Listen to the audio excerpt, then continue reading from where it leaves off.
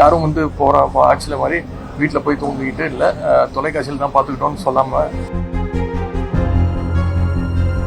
நாளைக்கு அவங்க பார்க்க வராங்க, பார்த்துட்டு அவங்களே பார்க்கட்டும். பார்த்துட்டு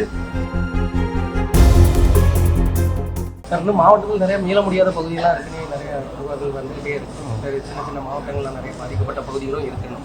இன்னும் மீட்பு பணிகள்லாம் சரியா இன்ன வரைக்கும் அங்கே வரைக்கும் துரிதப்படுத்தாத நிலையை இருக்குன்னு எல்லா இடத்துலையும் களத்தில் இறங்கி எங்கெங்க செய்தி வருதோ அங்கெல்லாம் வந்து ஒரு 3 நாட்களுக்கு முன்பு இருந்ததை விட இப்போ நிலம்பு கொஞ்சம் சீராக இருக்குது. கேம்ப் வந்து ஒரு 3 இடத்துல எல்லா இடத்துலையும் இப்போ நிறைய இப்போ ரிலீஃப் கேம்ப் ஓப்பன் பண்ணியிருந்தோம். இப்போ அங்கெல்லாம் வந்து எல்லா மக்கள் அவங்க வீட்டுக்கு போயிட்டாங்க.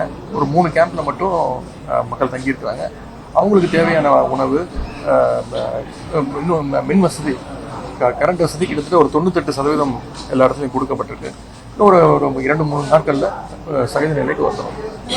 சார், வெள்ள மீட்பு பணிகள் அரசியல் தேவைன்னு சொல்லி நீங்கள் காலையில் குறிப்பிட்டீங்க. இப்போ நாளைக்கு வந்து நிதியமைச்சர் வந்து வராங்க. சென்னைக்கு ராஜ்நாத் சிங் வந்து இப்போ நிதியமைச்சர் வந்து வராங்க. தேசிய பேரிடர் அறிவிக்க முடியாதுன்னு சொன்னவங்க வந்து வராங்க. மக்கள் பாதிப்புற டைமில் இது வந்து அரசியலாக்கப்படுவது ஏற்படுகிறது. அதான் சொல்கிறது. இப்போ தேவையில்லாமல் அரசியல் பேச வேணாம்.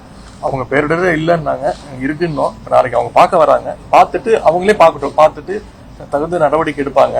நேற்று ஒன்றிய பிரதமர் வந்து முதலமைச்சர் தொலைபேசியில் அழைச்சி தேவையான உதவியை கொடுப்பேன்னு சொல்லியிருக்கிறாங்க. முதலமைச்சர் வேண்டுகோள் வச்சிருக்கிறாங்க.